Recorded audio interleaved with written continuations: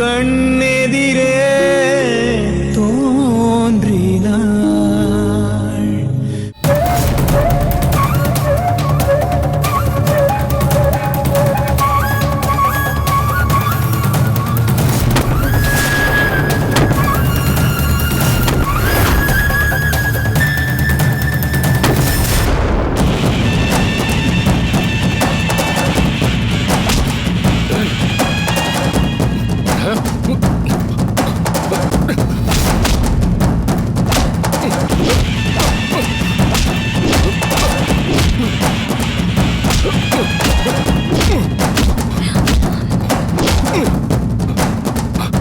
சக்தி, என்ன இது? சக்தி, சக்தி எழுந்துரு. சக்தி, சக்தி இங்க பார்.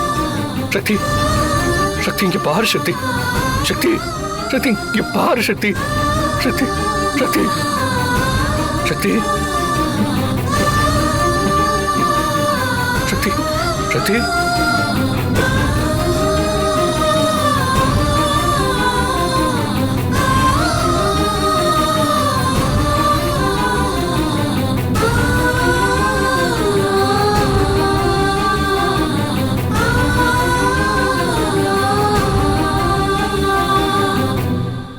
சக்தி, சக்தி வா, வா போலாம், வா.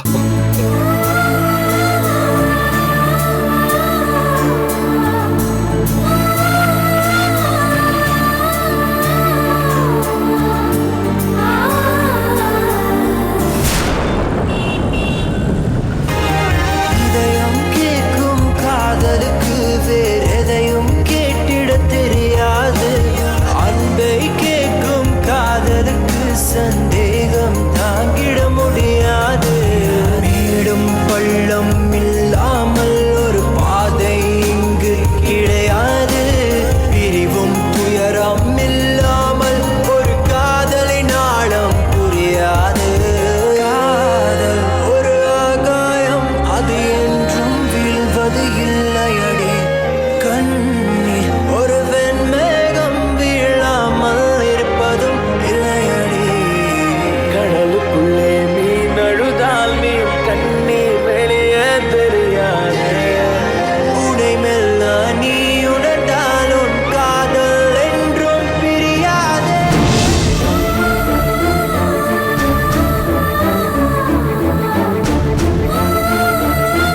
லைஃப்ல என்னை விட மிகப்பெரிய துரதிருஷ்டசாலி வேற யாருமே இல்லை சக்தி.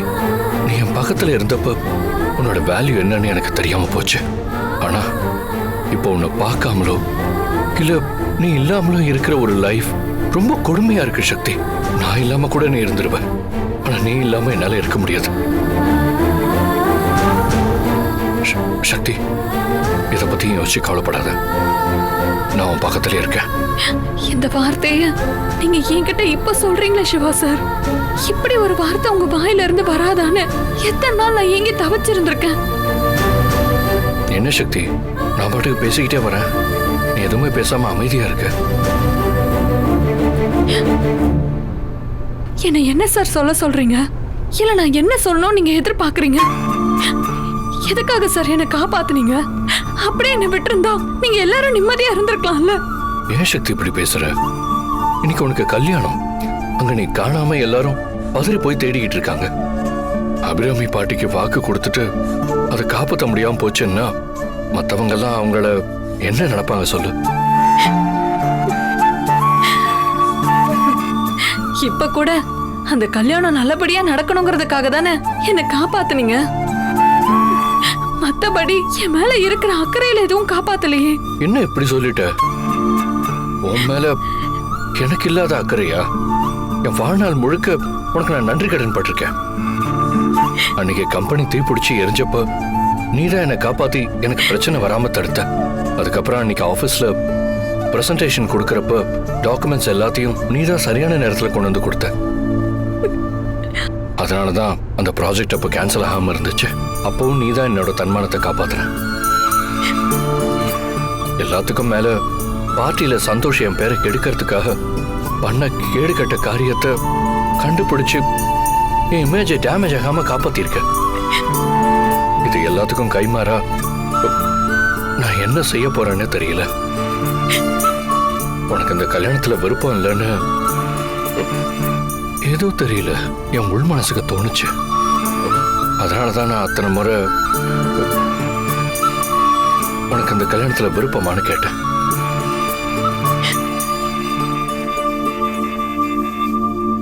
நீயும் அந்த செல்வா ரொம்ப நல்லவரு, என்னோட சம்மதம் இல்லாமல இதெல்லாம் நடக்குதுன்னு நீ என்கிட்டயே திரும்பி கேட்ட. சரி, நம்ம சக்திக்கு ஒரு புது லைஃப் ஸ்டார்ட் ஆகுதுன்னு நினைச்சுக்கிட்டே இருந்தேன். அப்படி நினைச்சுக்கிட்டு இருக்கும்போது தான் இப்படி ஒரு சம்பவம் நடந்துச்சு. உன்னை நான் காப்பாத்துறதை விட நீ ஆசைப்பட்டு விரும்பின வாழ்க்கையை அமைச்சு கொடுக்க இப்ப நான் உன்னை கஷ்டப்பட்டு கூட்டிட்டு போயிட்டு இருக்கேன். இப்பதான் சிவா சார் நான் உங்களை முழுசா புரிஞ்சுக்கிட்டேன். நீங்க எனக்கு செய்யற ஒவ்வொன்றையும் என் வாழ்நாள் முழுக்க மறக்கவே முடியாது சார்.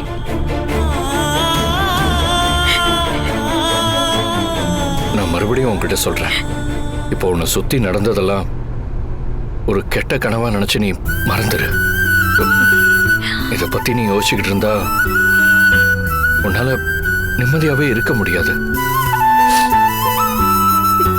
இப்ப வீட்டுக்கு போனதும் யாராவது ஏதாவது கேட்டா நீ யாருக்கும் பதில் சொல்ல வேண்டாம். எல்லார்கிட்டையும் நான் பேசிக்கிறேன், எல்லாத்தையும் நான் பாத்துக்கிறேன். நீ கொஞ்ச நேரம் நிம்மதியா எதை பத்தியும் யோசிக்காம ரெஸ்ட் எடு.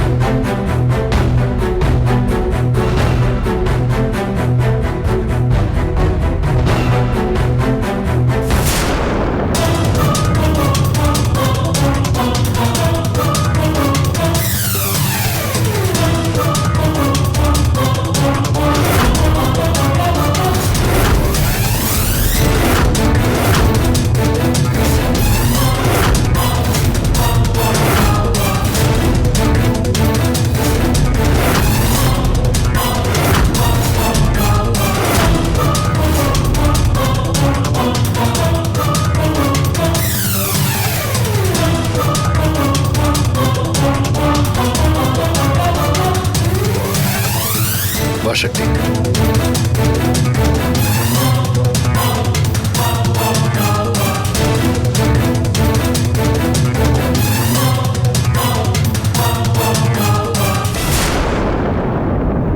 பாத்தீங்களா?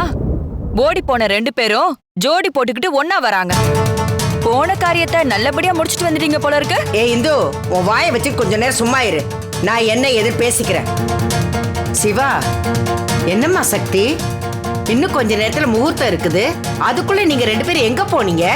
பாட்டி, நான் நின்னு போன் பேசிக்கிட்டு இருந்தேன். அப்ப யாரோ ஒரு கும்பல் வந்து என்ன அடிச்சு கையில ஒரு மயக்க ஊசியை போட்டு என்ன கடத்திட்டு போயிட்டாங்க. நான் அப்ப சுத்தமா சுய நினைவுலயும் இல்ல. அதுக்கப்புறம் லேசா கண்ணு முழிச்சு பார்த்தப்ப மறுபடியும் யாரோ ஒரு டாக்டர் எனக்கு அதே இன்ஜெக்ஷனை போட்டா.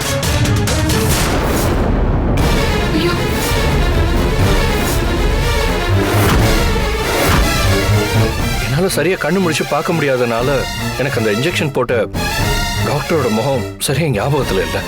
அப்புறம் என்னப்பா ஆச்சு? 2வது முறையா எனக்கு இன்ஜெக்ஷன் போட்டதும் நான் மறுபடியும் சுயநினைவை இழந்து மயங்கிட்டேன்.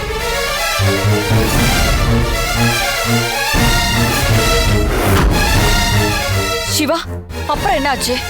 அதுக்கப்புறம் ரொம்ப நேரம் கழிச்சுதான் எனக்கு லேசா சுயநினைவு வந்துச்சு. அப்ப என் பக்கத்துல நின்னு யாரோ போன் பேசிக்கிட்டு இருந்தாங்க. சரி, என்ன பேசுறாங்கன்னு முழுசா கேட்கறதுக்காக நான் மயக்கத்துல இருந்த மாதிரி கண்ணு முழிக்காம நடிச்சேன். அப்ப அந்த ஆளு பேசுனதை கேட்டு நான் ஷாக் ஆயிட்டேன் பாட்டி. அப்படி என்னப்பா பேசினா அவன்? அவன் சொன்னா, நீங்க அனுப்புன அந்த டிஷ்யூ சாம்பிள் அந்த பொண்ணு சக்தியோட டிஷ்யூவோட மேட்ச் ஆயிருக்கு. அந்த பொண்ணை நாங்க கடத்திட்டோம். இப்போ மயக்க ஊசி போட்டு ஆழ்வார்பேட்டைக்கு அனுப்பிட்டோம். இந்நேரம் அந்த பொண்ணோட ஒவ்வொரு ஆர்கனையும் ஆபரேஷன் பண்ணி எடுத்திருப்பாங்கன்னு சொன்னான்.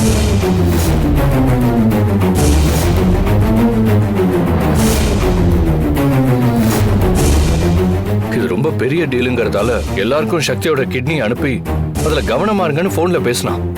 இதை கேட்டுட்டு டக்குன்னு நான் கண்ணு முழிச்சு பார்த்தா நான் மார்ச்சூரியில் இருக்கேன். மார்ச்சூர் இல்லையா? ஐயோ, நீ என்னையா சொல்ற? நீ சொல்றத கேட்கும்போது என் மனசே பதறுது. என்ன நடந்தது? சக்திக்கு என்ன ஆச்சு? பாட்டி, அது மார்ச்சூரின்னு தெரிஞ்சதும் நான் முதல்ல பயந்துட்டேன் பாட்டி. அப்புறம் சக்தியை எப்படியாவது காப்பாற்றணுங்கிறதுக்காக நான் மயக்கத்திலேருந்து எந்திரிச்சு போன்ல பேசிக்கிட்டு இருந்த அந்த செக்யூரிட்டியை அடிச்சு விசாரிச்சதுக்கு அப்புறம் தான் ஒரு பெரிய ஆர்கன் திருடுற கும்பல் கிட்ட சக்தி மாட்டிக்கிட்டான் தெரிய வந்துச்சு.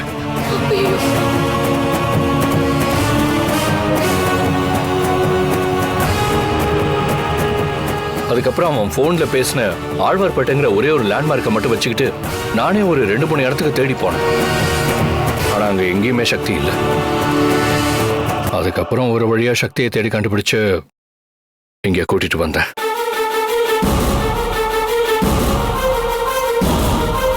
பாத்தியா, என் பேர சிவா என் பேச்ச மீறி நடக்கவே மாட்டான். அதே மாதிரிதான் சக்தியும் ரொம்ப தங்கமான பொண்ணு. எனக்கு கொடுத்த வாக்குறுதிய நிச்சயமா அவ காப்பாத்துவான்னு எனக்கு தெரியும். இத பாரு இந்து, நீங்க எல்லாரும் தப்பு தப்பா சொன்னதுனாலதான் நானும் இவங்க 2 பேரையும் தப்பா நினைச்சிட்டேன்.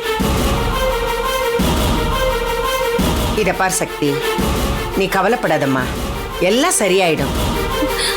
இந்த கல்யாணம் மட்டும் நல்லபடியா நடந்துருச்சுன்னா எல்லாமே சரியாயிடும். இந்த கல்யாணம் சொன்னபடி சொன்ன நேரத்துல முடிஞ்சதுன்னா நல்லா இருக்கும்மா. நீ போய் புடவை மாத்திட்டு வந்துரு. அம்மா, சக்தியை கூட்டிட்டு போய் ரெடி பண்ணி கூட்டிட்டு வாங்க. சரிங்கம்மா. போடாமா, வாமா.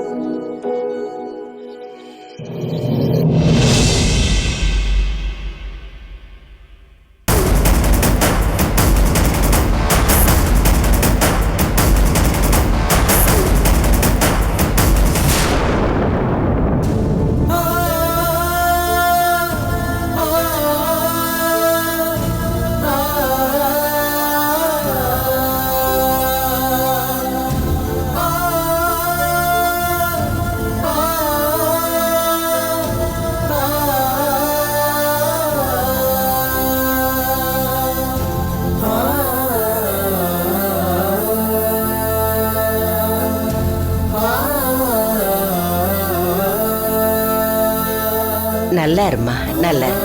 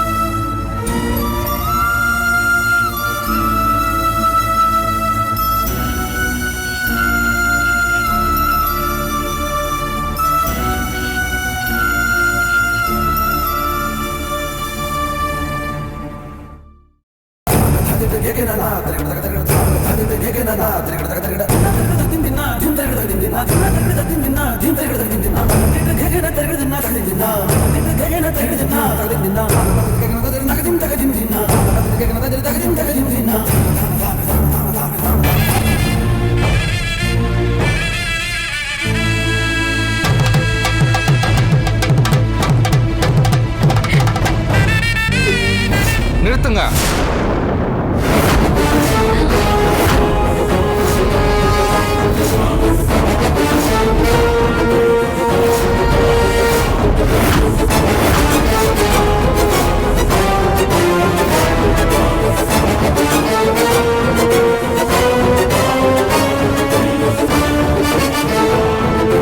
எதுக்கு இந்த கல்யாணத்தை நிறுத்த சொன்னீங்க? சொல்றேன் மேடம். இப்போ நான் பண்ண போற காரியத்திலேயே எதுக்காக இந்த கல்யாணத்தை நிறுத்த போறேன்னு உங்களுக்கே தெரியும்.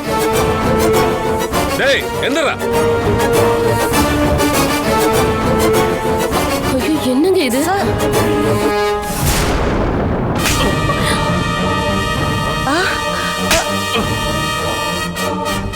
ஏண்டா பொறுக்கி பயல, ஒரு டாக்டர் பாக்குற வேலையாடா இது? அந்த பொண்ணு சக்தியை கடத்தி அவ உடல் உறுப்புல இருக்கிற பாகங்களை அறுத்தெடுத்து வெளிநாட்டுக்கு விற்க பார்த்திருக்க.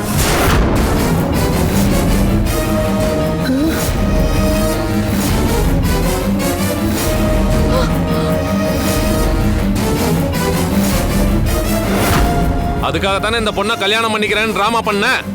உன்னையெல்லாம் நம்பி அந்த பொண்ணை உனக்கு கல்யாணம் பண்ணி வைக்க சம்மதிச்சாங்க பாரு, அவங்கள சொல்லணும்.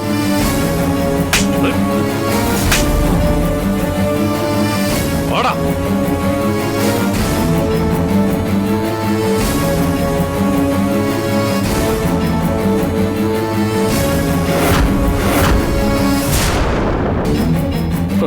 என்னடா பாக்குற? என்ன கடத்தி மார்ச்சூரில நீ தான் வச்சங்கிறது எனக்கு அப்பவே தெரியும்டா.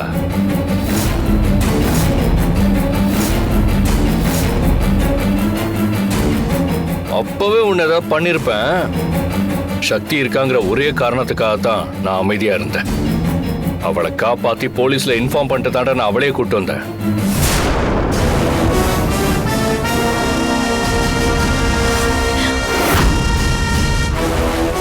சார், இவனை அப்படியே சும்மா விட்டுறாதீங்க. இவனுக்கு பின்னாடி ஒரு பெரிய நெட்வொர்க்கே இருக்கு. விசாரிக்க வேண்டிய முறையில விசாரிச்சா இவனுக்கு பின்னாடி யாரெல்லாம் இருக்காங்கிற உண்மையை கண்டிப்பா இவன் சொல்லுவான்.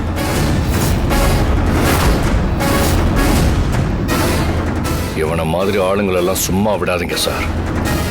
கான்ஸ்டபிள்ஸ் கூட்டிட்டு வாங்க.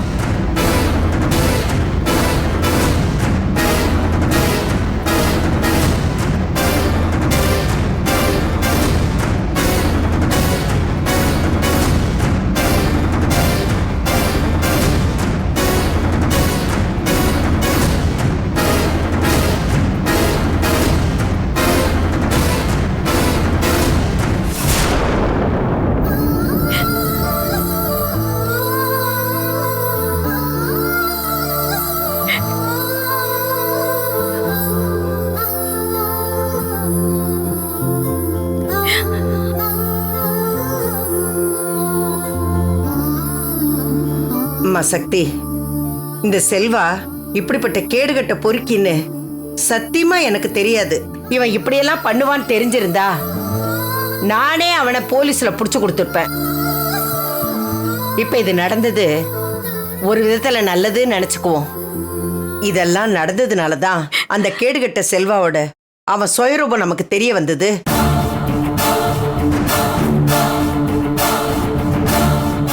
சக்தி, இனிமே உன் வாழ்க்கையில எந்த கஷ்டமும் வராதும்மா. உன் கல்யாண விஷயத்துல நான் ஒண்ணு நினைச்சேன், ஆனா அந்த ஆண்டவன் வேற ஒண்ணு நினைச்சிட்டான். நீ உன் மனசார யாரோட உன் வாழ்க்கை அமையணும்னு நினைக்கிறியோ அந்த வாழ்க்கையை தான் ஆண்டவன் ஏற்படுத்தி கொடுப்பான். அதை யாராலும் மாத்த முடியாது.